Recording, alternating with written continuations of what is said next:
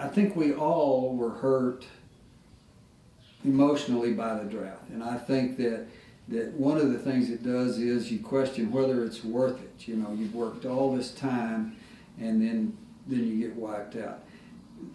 The thing that I see now that's the secondary effect is the people that were not able to hang on to their cattle or felt like they would just sell and rebuy, and now the cattle are so high they can't get back in.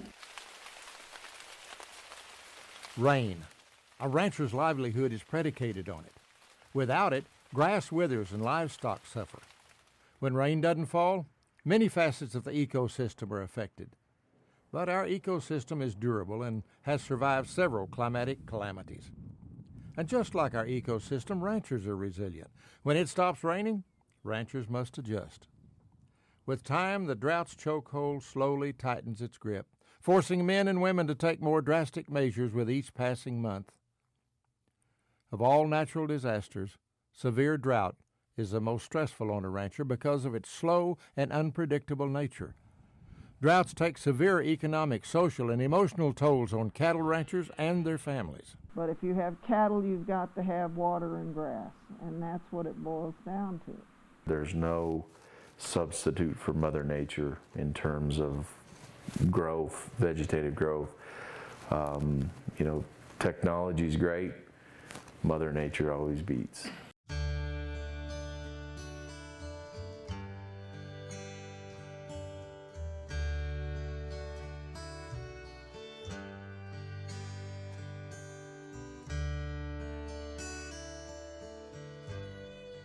The first devastating drought to hit the modern ranching industry came in the 1930s.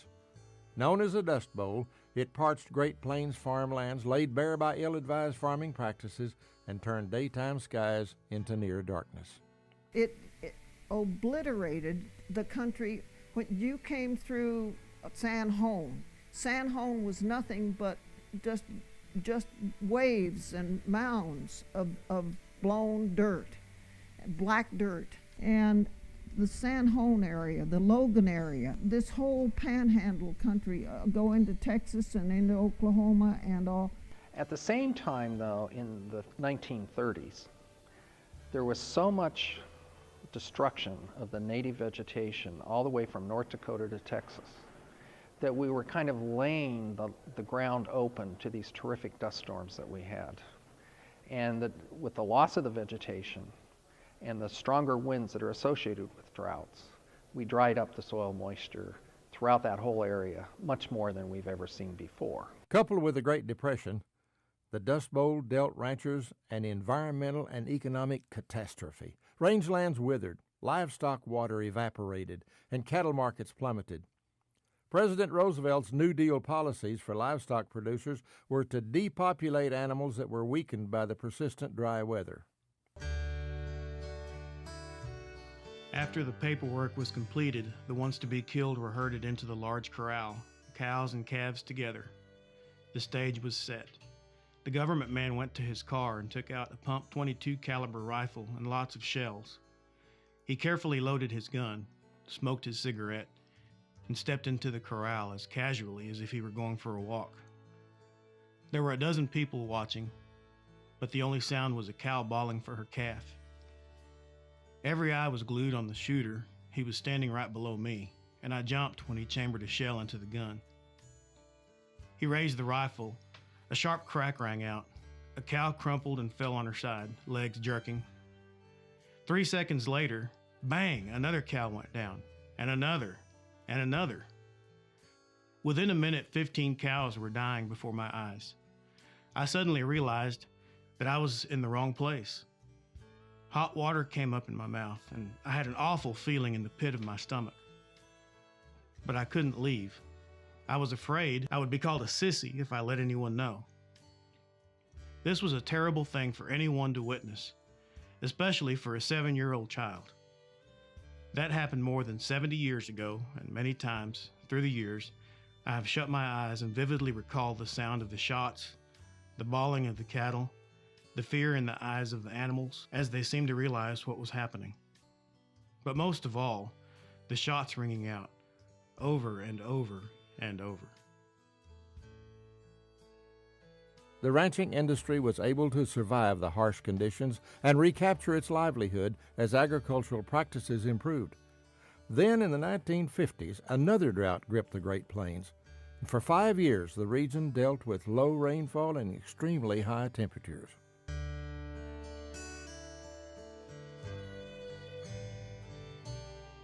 It's had a big effect on me personally, and I think it has on anybody that went through it. I know my granddad, in the drought of the 50s, he shipped his cattle to Missouri. Then the drought just followed him to Missouri, and he finally had to liquidate them. And he basically went broke during the drought of the 50s and never did really recover from it. He never felt comfortable with it, and he always, if you got a good rain, he would always say, "That's just the way the last drought started. We had a big rain and then it quit."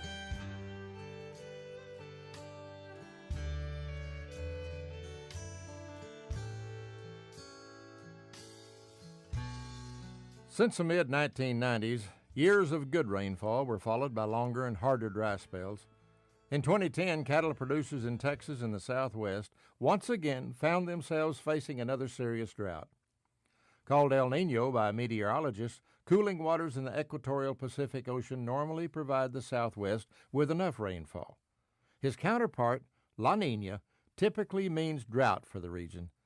Ranchers, jaded by Mother Nature's give-and-take weather patterns, feared the worst.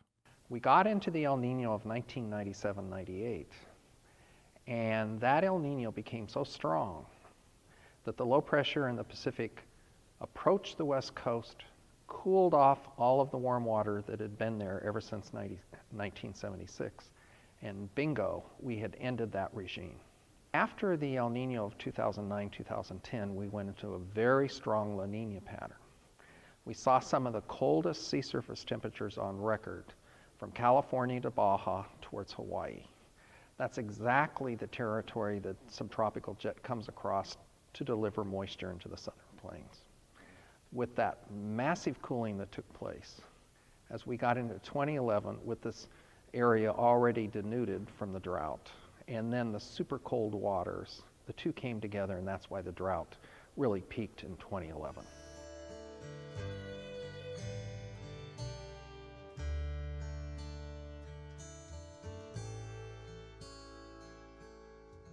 The severity of the drought reared its ugly head that year and became known as the most severe one-year drought in Texas history.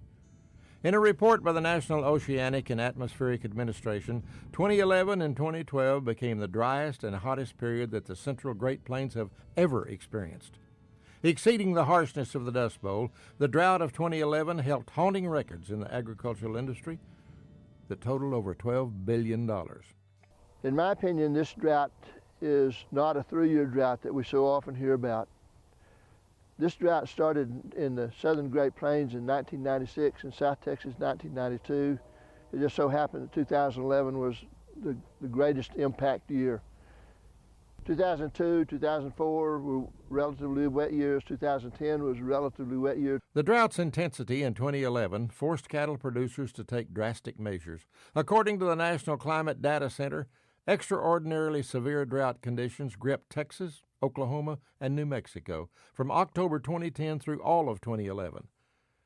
In Texas, statewide precipitation from September 2010 through August 2011 was the driest 12-month period since 1895. Desperation soon turned to panic for many ranchers. I never knew it could be that bad. I'd heard all the stories, but I thought, well, the country was overstocked, or, you know, there was reasons why this happened that it won't happen again. And it happened. It was so severe that you can't really describe it if you weren't engaged in it. The nation's brood cow herd, the economic engine of the beef industry, was devastated by the staggering heat and unprecedented dry spell. The U.S. beef cow herd went from 32 million head in 2004 to 29 million head in 2014. So of that 3 million head drop, over half of it was in the state of Texas alone.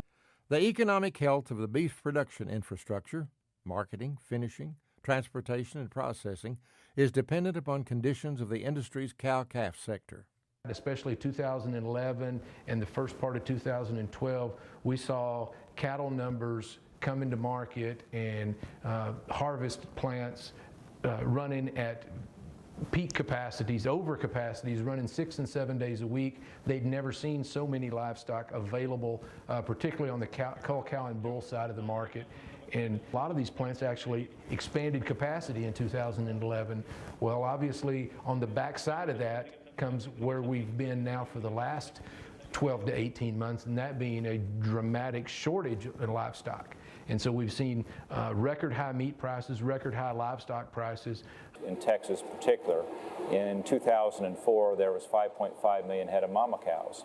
Well, that number declined by 2014, it was 3.9, so a drop of over 1.5 million head. Very dramatic. That's 30% drop in that 10-year period. The bulk of that drop occurred in 2011 and 2012. In each of those 2 years of severe drought, there's 500,000 beef cows were taken out of the herd. So, you can see that 2/3 of that drop occurred right at the heart of the drought. We had pretty high cull cow values.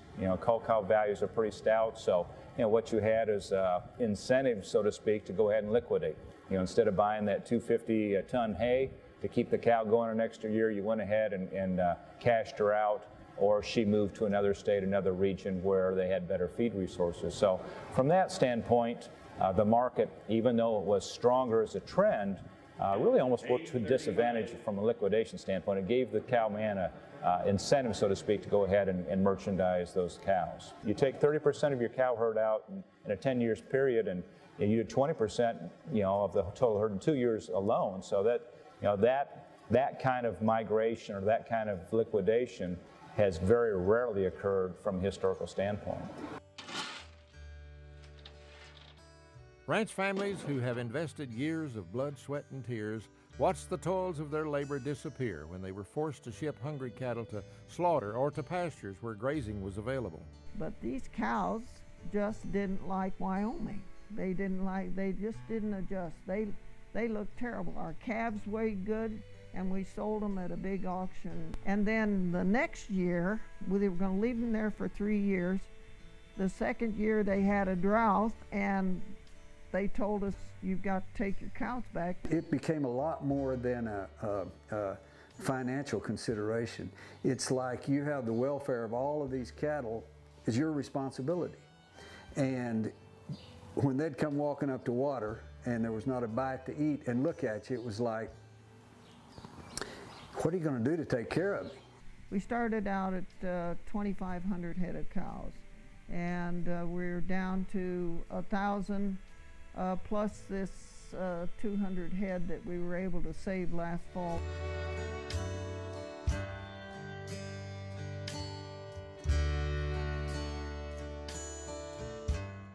As conditions spiraled out of control, rangeland health became a big concern. Overgrazed pastures impact hydrology, plant species survival, and wildlife habitat.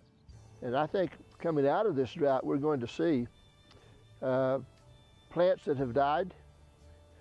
We're going to lose some species in some areas.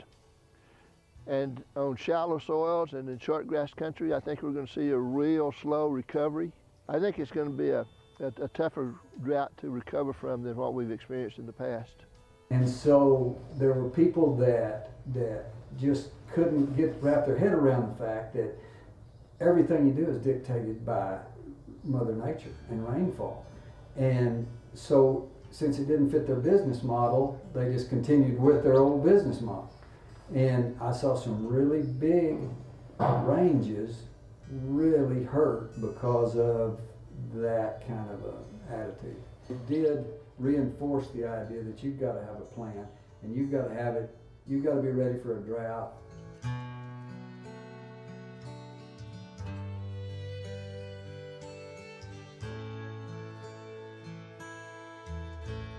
In August 2011, the Texas AgriLife Extension Service estimated Texas's direct agricultural losses from the year's drought at $5.2 billion. Livestock loss accounted for $2.6 billion, a devastating hit to the ranching economy. But it wasn't just ranchers and their families taking the brunt of the drought. Meat processing plants shut down, forcing thousands of men and women out of work. The largest facility to close was a plant owned by the privately held food company Cargill Incorporated. Located in Plainview, Texas, the plant's closing displaced 2,000 employees in a city of only 22,000. Cargill made the decision to shut that plant down because it wasn't feasible for them to keep running it at reduced hours. They did everything in their power to try to keep that thing going for the city of Plainview and the Texas Panhandle. It was a losing battle for them, just because A, the water, and B, mostly the head counts issue, not having enough to run efficiently. Everyone knew things were difficult, and to see a company the size of Cargill shutter a facility of that magnitude that arguably was the sort of the lead dog of their roster of packing plants. It was really their focal point of their company, and in North America at least. It was one of their most modern plants. It was one of their largest plants, and everything about it. And it was almost, I would almost liken that to General Motors declaring bankruptcy. To see a company like Cargill close down, just walk away from a plant the size of that facility in Plainview that had a capacity of 4,000 to 5,000 head of fed cattle every single day. So 20,000 head a week capacity taken offline instantly, and literally hundreds of employees, probably close to 2,000 employees left looking for work. If we talk about the non-fed or the cow plants, we've lost over the last 18 months about 4 packing plants there with about 6,000 to 7,000 head a day capacity. In the early 2000, 2003 time frame to 2013, 2014 time frame, we basically harvested about 3 million less cattle. Packers were having to go further and further to locate livestock and pay more and more for them, added freight costs to them, and we definitely lost some long-time excellent packing companies. San Angelo lost a packing plant that was processing 500 to 800 head a day. San Antonio lost a major packer that was processing closer to 1,000 head of cull cows and bulls a day, and that is a major impact on ranchers, especially within a region, to have that amount of packing capacity for their cull animals to just disappear overnight.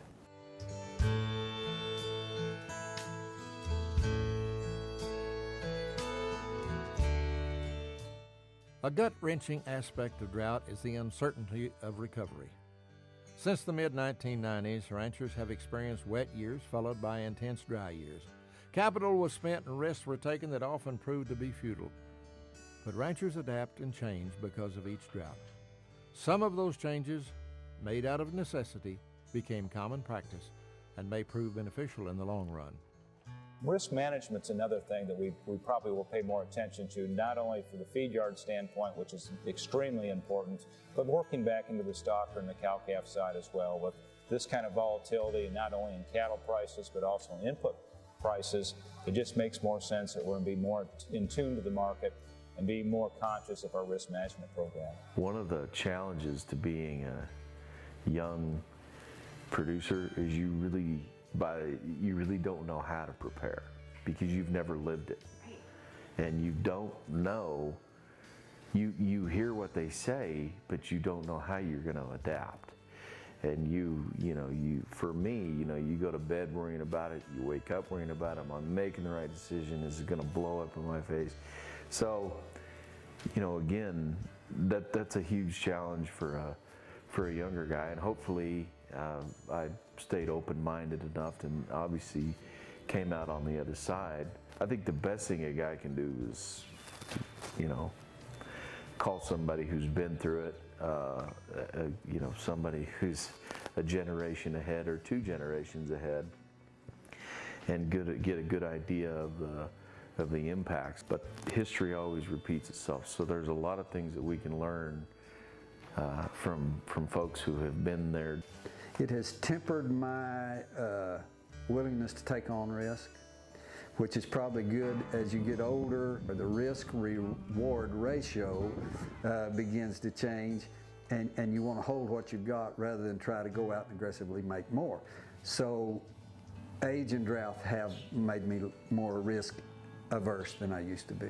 Through hard times, hard lessons are learned and innovations are made, and I do think that when we come out at the other side of this, the surviving industry is going to be better for it.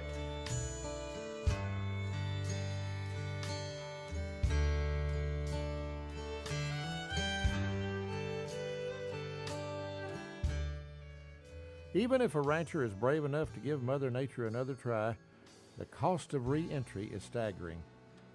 Cattle prices are at an all-time high, and uncertainty about markets makes many ranchers anxious about building new cow herds. The future of the industry remains uncertain.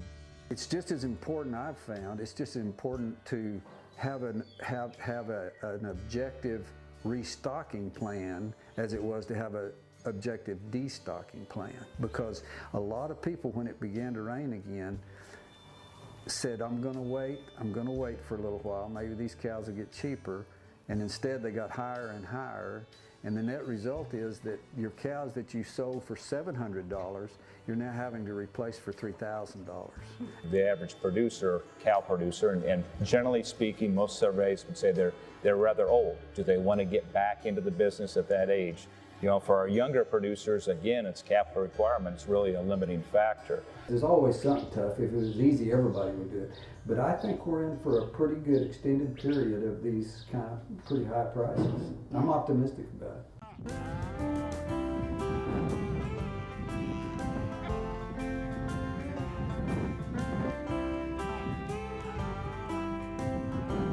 Optimism, something most ranchers must have to get through the inevitable dry years. And pride in the industry, the heritage and the future. Optimism and pride will fuel the continuation of the industry and spur the development of new management techniques to hopefully make the next drought a little more bearable. I tell you, you don't stay in this business unless you're an optimist. I mean, I think you'd lose your mind if you didn't have a positive attitude about it. And it's the only thing we know. Maybe it's stupidity, I don't know, but it's the only thing. I'm a fourth generation, and my grandkids are sixth generation, so it's one of those things. I really couldn't put a real finger on it. It has helped me to have the next generation of my family be involved in it, because I like to see their enthusiasm, the fact that they don't feel overwhelmed by what happened. They've still got plenty of youthful enthusiasm and positive attitude, and that's been good.